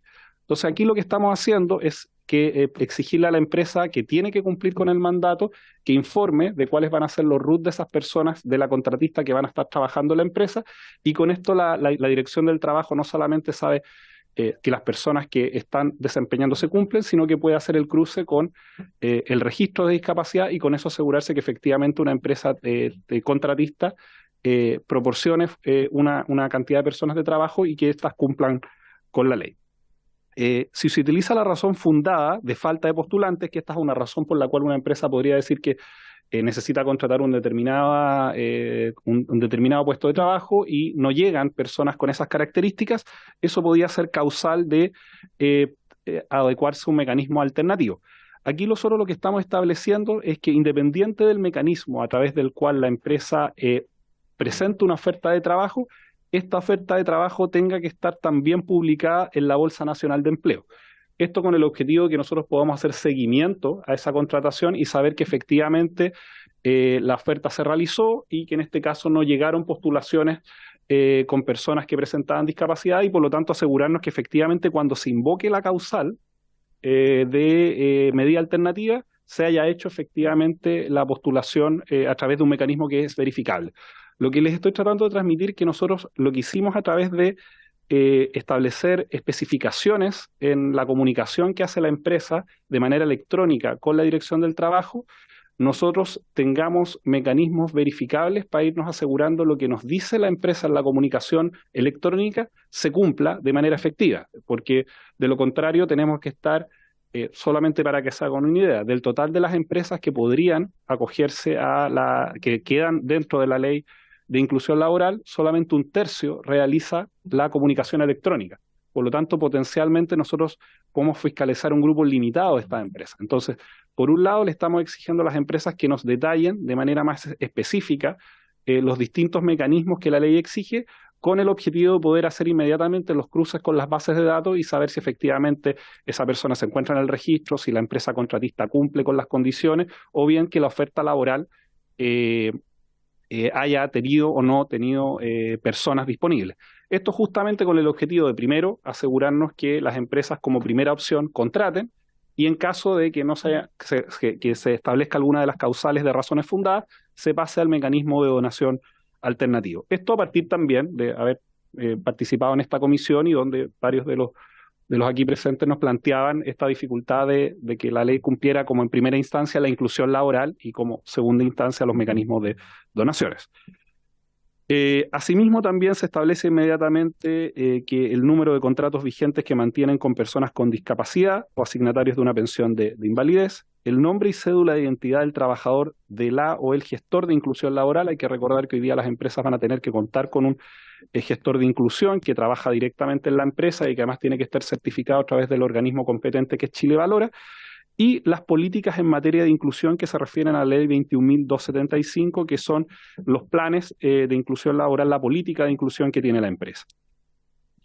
En tercer lugar, se profundiza sobre las razones fundadas y ahí se establece que no solamente se considera como razón fundada el giro de la empresa. Por ejemplo, habían empresas que podían tener un giro que, en términos genéricos, podía llevarnos a concluir de que no era posible cumplir la ley de inclusión, pero siempre en las empresas pueden haber unidades administrativas, pueden haber unidades de distinto tipo que hagan que, por ejemplo, uno diga, bueno, a lo mejor en esta empresa el giro dice, no sé, limpieza de vidrios de edificios de altura, pero a lo mejor esa empresa tiene una unidad administrativa donde efectivamente la persona sí podría haber sido contratada. Esto además entendiendo que los cambios tecnológicos que están produciéndose en el mundo del trabajo van a llevar a que giros o ramas productivas que uno a priori debería pensar que es muy difícil que se incorporen personas con discapacidad, hoy día ya lo pueden hacer, pero con el tiempo lo van a poder hacer mucho más. Por ejemplo, en el caso a lo mejor de una faena minera, que uno dice a lo mejor es difícil por el trabajo pesado involucrado, pero hoy día muchos de esos faenas se realizan de manera remota con teletrabajo a partir de mecanismos tecnológicos. Entonces, quedarse solamente en el giro de la empresa hacía que muchas actividades completas quedaran a priori excluidas cuando, y eso es lo que incorporamos en el reglamento, se debe mostrar que ninguno de los puestos de trabajo existentes en la empresa puede ser desarrollado por un trabajador con discapacidad, para lo cual se deberá realizar un informe que analice cada uno de los puestos de trabajo y que venga además firmado por el representante legal de la empresa y el gestor de inclusión. Y así el gestor de inclusión también garantiza de que si efectivamente se hizo ese trabajo en la empresa, si en realidad aquí ninguno de los puestos de trabajo puede o sí puede. Esto con el objetivo también de ir gatillando, y lo hemos conversado en otros momentos en esta comisión, cambios de orden cultural, donde a lo mejor empresas que originalmente pensaban que por su giro no estaban dentro de estos rubros, pero donde este ejercicio de revisión de puestos de trabajo también puede ir en esa dirección. Bueno, ya lo señalé, se considera la falta de postulantes una razón fundada en el empleador haya publicado sus ofertas en cualquier medio, y ahí nosotros establecemos que una de las publicaciones tiene que realizarse en la Bolsa Nacional de Empleo, y con ello justamente acreditamos que ese ejercicio se realiza. Y también se establece que el periodo de las donaciones debe efectuarse en el mes de enero del año de envío de la comunicación electrónica, entendiendo que la empresa tuvo estableció cuál era a ser la cantidad de personas que trabajan en la empresa de noviembre a octubre, y tiene noviembre y diciembre para tomar la decisión de si va a contratar directamente a las personas en la empresa o va a establecer un mecanismo alternativo, y en caso que la decisión sea donación, inmediatamente cuando comunica electrónicamente también acredita que va a establecer la donación. Por lo tanto, así después, como nosotros como Ministerio del Trabajo y particularmente la Dirección del Trabajo no tiene después facultades para ver si efectivamente una fundación recibió o no donaciones, porque queda absolutamente fuera de, pero sí lo podemos hacer a través del registro de la comunicación electrónica, donde allá la empresa acredita que realizó la donación, que es hasta donde podemos llegar con las actuales facultades que la ley nos otorga. Fiscalización y los meses a contabilizar. La ley será exigible durante todos los meses de la anualidad. Esto les decía que este cambio, en vez de ir mes a mes para establecer que cada mes sí se cumple el 1%, entendiendo que a veces por periodos de aumento o disminución de demanda, algunas empresas podrían quedar por sobre o por bajo la norma, se establece este promedio de noviembre a octubre del año anterior con el objetivo de poder determinar efectivamente ese 1%. Específicamente, en la ley 21.275, que vuelvo a señalar, nosotros el objetivo de las modificaciones al reglamento tenía dos objetivos. El primero, hacer más exigible lo que nos depara la ley 21.015 respecto a materias de fiscalización, y segundo, poder adaptar el reglamento, el decreto 64, a los que establece la ley 21.275, que incorpora el gestor y la política de inclusión, para el cual el reglamento que teníamos hasta el momento no estaba todavía modificado. Por lo tanto, nosotros como ministerio estamos obligados a actualizarlo en la medida que, en este caso, el legislador genera modificaciones a esta ley. Y ahí incorporamos los siguientes puntos. El gestor de inclusión deberá tener la calidad de trabajador dependiente en la empresa, tal como lo señala la ley. Se entiende que estas funciones, como aquellas que en forma directa o indirecta inciden en tareas vinculadas a la gestión y el desarrollo de personas. Y en cuanto a las políticas en materia de inclusión, incorporamos algunos aspectos que tienen que estar establecidos, porque de lo contrario bastaba con que un empleador dijera, bueno, mi política de inclusión es A, B o C, y la inspección del trabajo no tenía cómo fiscalizar porque no tenía un parámetro fijo de qué es lo mínimo que tiene que tener una política de inclusión. Y en ese contexto señalamos que ese programa de capacitaciones que incluya enfoque de derecho, perspectiva de género, marco normativo, lenguaje inclusivo, hay una serie de aspectos que nos parecen esenciales, que tienen que ver con la elaboración de un diagnóstico sobre el estado de inclusión de las personas con discapacidad, la identificación de barreras del entorno y actitudinales, el plan de acción que considera el desarrollo de una cultura organizacional inclusiva, la generación de programas de capacitación periódica a todos los trabajadores y trabajadoras y políticas de seguimiento. Para finalizar, me gustaría señalar dos aspectos que sobre este reglamento fue llevado adelante por el Ministerio de Trabajo y Previsión Social y por el Servicio Nacional de Discapacidad, y dentro de los meses, el mes de mayo del presente año, se realizó una consulta tanto a la sociedad civil a través de un formulario web, como también a las organizaciones fundaciones, empresas, asociaciones gremiales, agrupaciones de personas para y con la discapacidad, además de los COSOC del Ministerio del Trabajo y de SENADI. Finalmente, señalar que como ministerio obviamente somos conscientes de la ley que se está aquí tramitando. El objetivo de las modificaciones al reglamento, como les señalábamos, buscan hacerse cargo tanto de mayores demandas por fiscalización y por lo tanto dotar de herramientas concretas a través del reglamento de que posteriormente la Dirección del Trabajo pueda llevar adelante las fiscalizaciones, y en segundo también ajustarse a los cambios legales que se han establecido a través de el gestor de inclusión y las políticas de inclusión. Dicho eso, evidentemente, en caso de que como legisladores y legisladoras así lo definan y realicen modificaciones a la ley, por supuesto que obviamente el reglamento tendrá que volver a ser modificado, pero sí nos parecía importante y por un sentido de urgencia que tanto las organizaciones nos han señalado y como también distintos parlamentarios y parlamentarias nos han exigido, es que fortalezcamos las capacidades de fiscalización y además incentivemos a que finalmente la ley cumpla su objetivo, que es que más personas se inserten laboralmente en condiciones de trabajo decente. Así que eso es lo que tengo por informar y, por supuesto, abierto a consultas, opiniones, comentarios. Muchas gracias, señor subsecretario.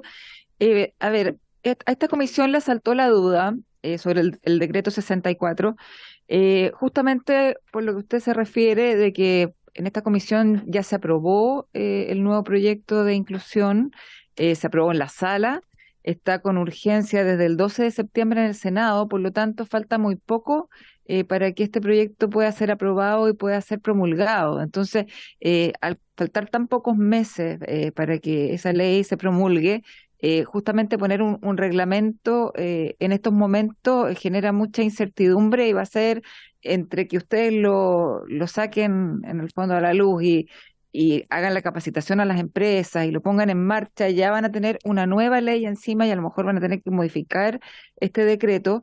Y además ciertas cosas que también se incluían en él, como por ejemplo la aproximación de decimales que en el fondo cuando una empresa tenía 100 personas, si le tocaba a una persona como a 1 o como a 2, ya se aproximaba a 2 y eso ya era cercano al 2% mediante un reglamento y no mediante una ley. Habían varios temas de esa índola que en el fondo a esta comisión le pareció que no era prudente, por eso justamente queríamos conversar con usted qué hacer al respecto. Doy la palabra, diputado Guzmán. Muchas gracias, presidenta. Reforzando un poco lo que usted ha señalado, nosotros la semana pasada, subsecretario, también saludarle y agradecerle la exposición.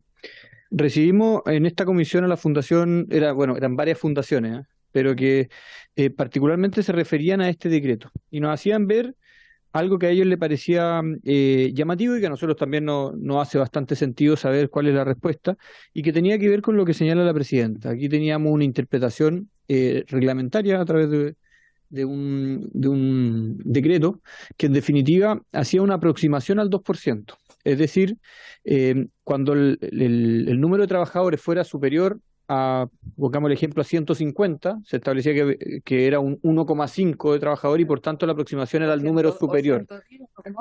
Claro, que hacía la interpretación en el caso de 110 al número inferior y en el caso de la mitad hacia arriba al número superior, por tanto de esa forma, a juicio de ello había una aplicación del 2% de forma, claro, de forma no ajustada a lo que nosotros estábamos haciendo en el proyecto de ley.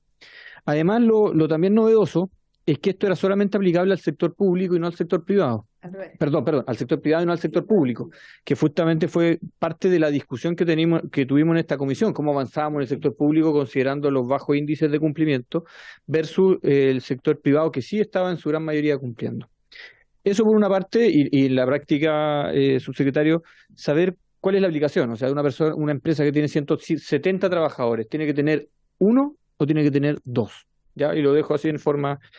Lo segundo tiene que ver con el decreto que nosotros estábamos revisando, y el decreto, perdón que me ayude con mi ayuda de memoria, pero la subsecretaría tenía una versión del 29 de marzo, sujeto a trámite de toma de razón, que lo bajaron y que ingresaron un nuevo proyecto ahora el 6 de octubre. Entonces, saber cuáles son las razones que justificarían este cambio.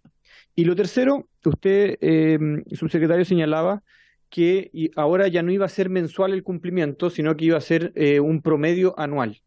¿Cuáles son las fechas de ese promedio? Para nosotros sería lo prudente, entiendo, que sea de enero a diciembre, para efecto que en enero del año siguiente se entienda la interpretación. Si eso es así, o si existe otra forma de calcular la anualidad para el promedio de cumplimiento de la ley de inclusión. Eso, Presidenta, muchas gracias. Diputado, no sé si hay alguna otra pregunta como para que las conteste todas juntas. ¿No? Señor subsecretario.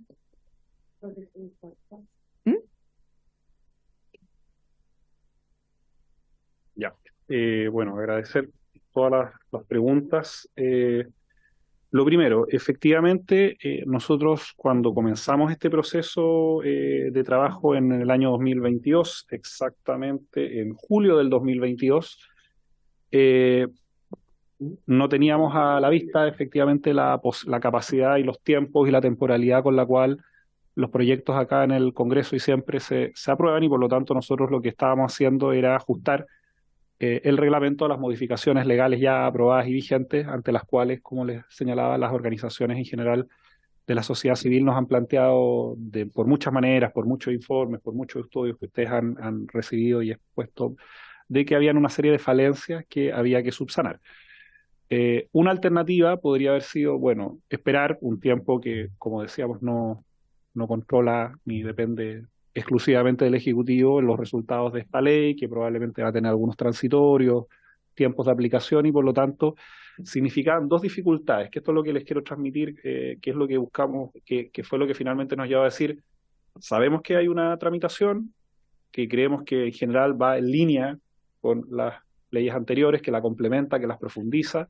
Nosotros en el reglamento estamos en esa dirección, pero que podríamos quedar por meses entre que se aprueba una ley, se establecen los plazos de los reglamentos, se los lleva a consultas y finalmente toma Contraloría razón, de quizás estar un año más sin herramientas de fiscalización, o no podemos exigirle los planes, las políticas de inclusión a las empresas porque no existen procedimientos en el reglamento. Entonces, ese fue el espíritu que animó al Ministerio, y entendiendo que en caso de que hayan cambios a la ley, por supuesto, comprometer la máxima celeridad de parte nuestra de hacer las modificaciones que así correspondan a ese reglamento cuando la nueva ley, si es que así ustedes lo estiman, se cumpla. Entonces, fiscalización y el ajuste a las nuevas modificaciones legales nos llevan a decir: mira, podemos pasar todo el 2023, parte del 2024, sin ninguna novedad, y por lo tanto recién en otro momento vamos a poder, por lo tanto, todo el tiempo que pudiéramos ganar para acelerar el cumplimiento de la ley, para nosotros es un tiempo bien gastado, bien empeñado. Dicho eso, dos preguntas respecto a las razones del cambio. Efectivamente, nosotros habíamos hecho una propuesta original de modificaciones a lo que tenía que establecer la política de inclusión de cada empresa, que fue la primera fecha que usted señala. Sin embargo, al revisar en detalle la ley, acotamos el marco de acción efectivamente para que estuviera acorde con lo que la ley establece, y que el reglamento no se tomara atribuciones que están por sobre la ley. Por lo tanto, hicimos esas modificaciones y volvimos a ingresar a Contraloría un segundo propuesta que se ajusta al cumplimiento, entendemos nosotros, de la ley. Obviamente la Contraloría es la que tendrá que definir si efectivamente el reglamento se ajusta o no a lo que la ley establece. Perdón, está en este momento en Contraloría, entonces. Así es, el reglamento se encuentra en Contraloría, efectivamente. Lo tercero, señalar que por lo menos de los análisis que hemos podido realizar como ministerio, efectivamente observábamos que de la actual tramitación, en relación a las razones fundadas, el reglamento señala que no se considerará las razones derivadas solamente del giro, derivadas de la naturaleza de las funciones, y entendemos que se presentó una indicación en ese tenor, y también otras relativas a ciertos requisitos de la comunicación electrónica. De ser así, efectivamente, creemos que por lo menos la discusión que se está llevando a cabo va en línea con lo que nosotros planteamos en el reglamento. Y respecto a la aproximación, a ver, hay que señalar lo siguiente. Por ejemplo, que esto sobre todo pasa en las empresas como están como entre 100 y 200, que es donde quizás el número puede afectar. Efectivamente hay que considerar si con el actual decreto 64, no la modificación que nosotros estamos proponiendo, la aproximación era hacia abajo. Eso es lo que señala el decreto. Por ejemplo, si una persona, si el promedio les daba que tenía que poner 1,1 o 1,9, el resultado final era que tenía que incluir a una persona. Por lo tanto, cualquier empresa de más de 100 iba a quedar, si uno después iba a las cifras, podía quedar entre 0,9 y 0,5 de cumplimiento a todo evento. Por lo tanto, con la regla anterior, efectivamente, el cumplimiento de la ley para esas empresas que estaban en los casos bordes quedaba por debajo del cumplimiento legal por esa aproximación. Por lo tanto, podríamos tener muchas empresas de 100 personas que potencialmente quedaran más cerca del 0,5 del cumplimiento de la ley de inclusión. Claro, por el lado que hemos propuesto ahora, efectivamente, si una empresa está cerca del 100, va a aproximarse a 2, porque pusimos como regla inversa, dada una conversación que tuvimos entre los distintos ministerios de fomentar, por decirlo así, o sea, si teníamos que tomar alguna decisión, que siempre tiene un margen de discrecionalidad. Perdón, quedó entonces del 1,5 se aproxima a 2. No, lo que está puesto en la actual versión del reglamento es que la norma inversa a la que actualmente está. Lo que decía la norma actual es que en caso de que una persona, o sea, que un promedio de cualquier fracción decimal se aproxima al entero inferior. Por lo tanto, una persona que podía tener la que todavía está vigente, porque el actual decreto 64, que si una persona tenía entre 1,1 y 1,9, se aproximaba a 1. ¿Y ahora? Si es que tienen entre 1,1 y 1,9, se aproxima a 2. Eso es lo que dice un 1,1 se aproxima a 2. Exacto. ¿Y por qué no lo dejaron en el fondo con el 1,5? O sea, lo que se hace siempre, aproximación de 0,5 hacia abajo, de 0,5 hacia arriba. El criterio fue fortalecer, por decirlo así, la línea de inclusión, entendiendo que la cifra anterior más bien había castigado, por decirlo así, a todas las personas que se encontraban entre el 1,1 y 1,4. Obviamente es un punto que nosotros recogemos, pero fue parte del... O sea, la razón era que ante el qué hacer con el decimal, nuestra posición fue más bien favorecer la mayor inclusión posible dentro de los marcos de la ley que establecen que las personas tienen que tener al menos el 1%. Entendiendo que en el antiguo decreto más bien el modelo tendía a colocar personas bajo la norma y en el actual un poco por sobre en algunos casos. Es que el tema es que como nosotros en el nuevo proyecto de ley subimos a 2, o sea, con esta aproximación decimal están subiendo a 3, entonces en el fondo porcentualmente, entonces los estás impactando sobre todo a la pequeña y mediana empresa, los estás impactando fuertemente con este reglamento, además de lo que nosotros aprobamos en el proyecto de ley. No, entendemos perfectamente el punto. No entendemos, sí. Diputado Guzmán. Sí, aún me quedó el tema del cálculo, pero igual, si quiere me responde y después hago el otro punto, presidente. Faltaba el punto de las fechas.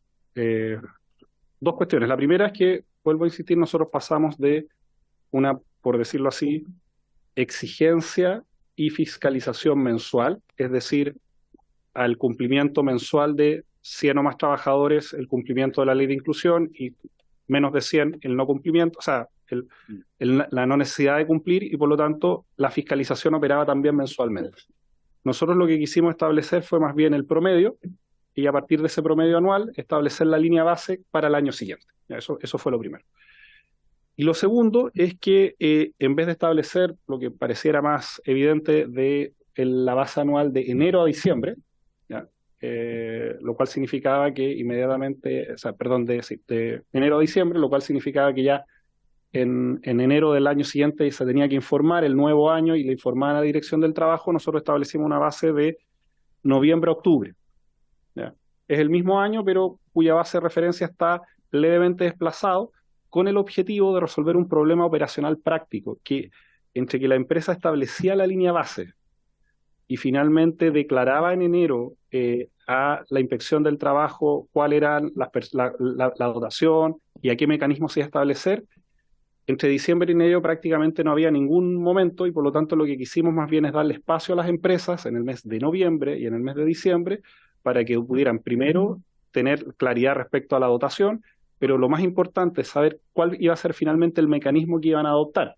Podían, por ejemplo, intentar avanzar primero en la contratación, eventualmente podían no encontrar a personas calificadas, y por lo tanto eso en algunos casos les daba tiempo para tomar como mecanismo alternativo la dotación. Por lo tanto, es más bien un elemento práctico, muy concreto, de darle esos 2 meses a las organizaciones, a las empresas en este caso, para que puedan tener el tiempo para acomodarse a partir del marco de referencia de la dotación base que van a establecer, de cuánto va a ser su N, y sobre ese N tomar la decisión de contratar a un número de personas o bien establecer algún tipo de mecanismo alternativo, ya sea vía subcontratación o vía donaciones.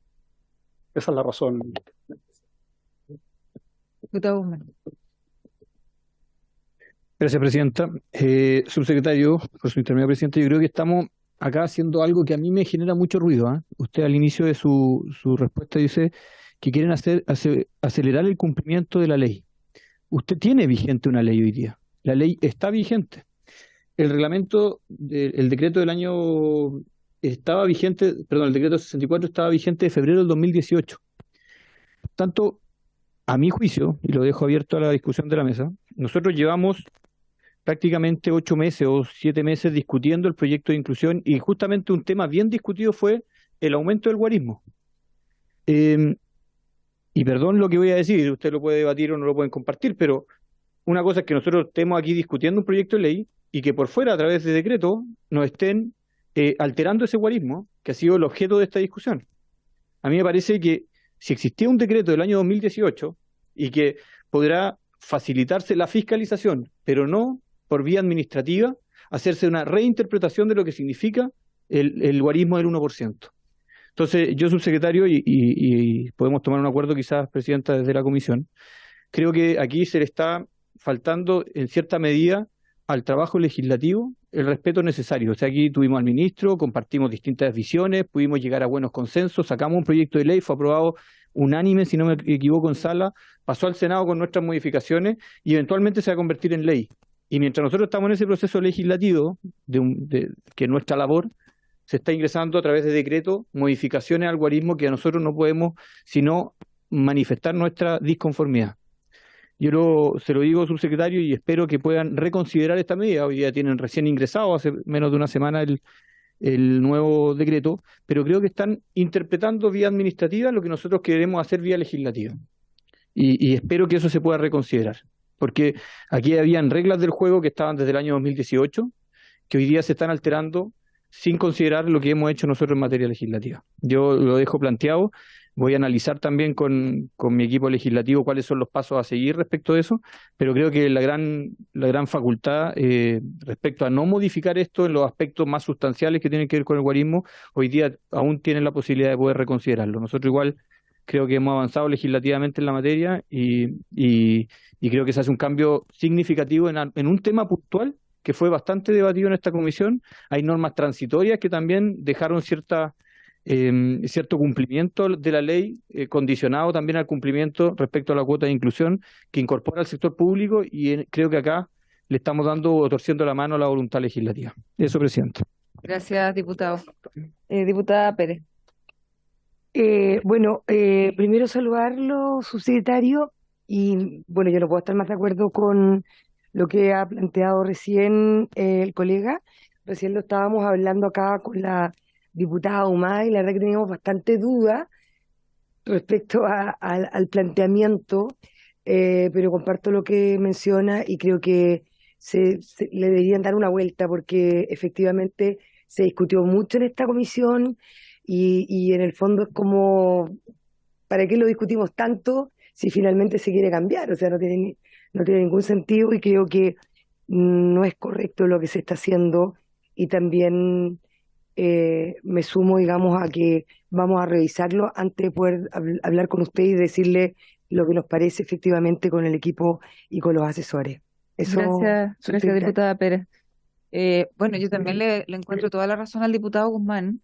Acá se discutió largamente, la verdad que fue un tema muy transversal, vimos todos los detalles, y cuando ya finalmente nos pusimos de acuerdo, se aprobó unánimemente en la Cámara, ya está a meses de salir, sacar un decreto que no sabemos si va a estar en línea incluso con los transitorios que lleva esta nueva ley. La verdad que no me parece correcto, solamente va a traer incertidumbre, caos entre las empresas, o desinformación. No van a saber si aplica la ley, aplica el decreto, van a salir casi simultáneos, me imagino. Entonces yo creo que sería más correcto ver el tema del reglamento que esté acorde con la nueva ley que va a salir en los próximos meses. Estamos con los plazos muy encima. Gracias. ¿Otro comentario?